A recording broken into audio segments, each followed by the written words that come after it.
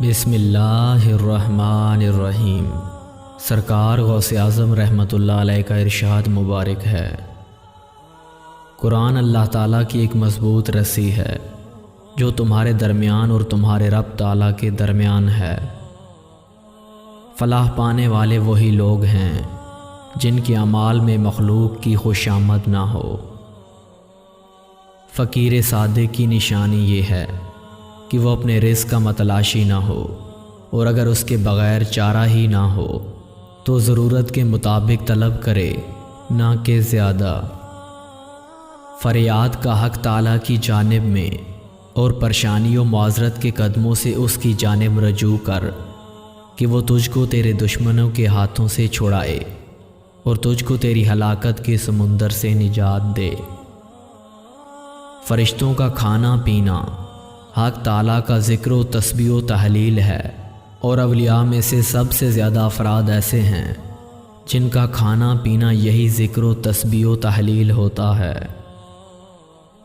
فرائض بھی ادا کرو تو یقین ہی کے ساتھ ادا کرو، اور دنیا میں زید اختیار کرو تب بھی یقین کے ساتھ۔ غفلت میں نہ پڑے رہو، تمہارا وقت بیکار جا رہا ہے۔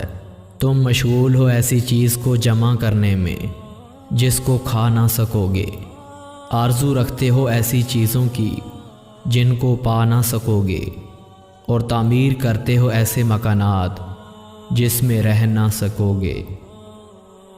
غیر اللہ کے ساتھ مشغول ہونا جاہلوں کی نشانی ہے۔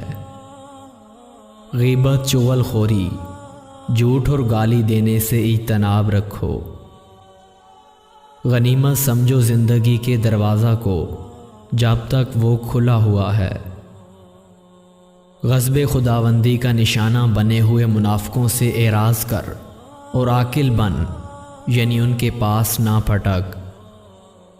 عورت اس کا بھی عقیدہ رکھے کہ اس کے لیے گھر کا انتظام اور اطاعت شوہر جہاد اور راہ خدا میں جنگ کرنے سے بہتر ہے۔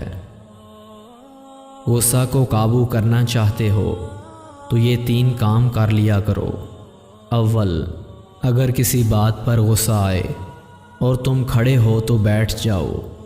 دوم، اگر بیٹھے ہو تو لیٹ جاؤ۔ سوم، ٹھنڈے پانی کو چھونے سے بھی غصہ ٹھنڈا پڑ جاتا ہے۔ عورت کو عقل مند اور دیندار بھی ہونا چاہیے۔ غریبوں کے ساتھ کھانے میں ان کو اپنے نفس پر ترجیح دی جائے۔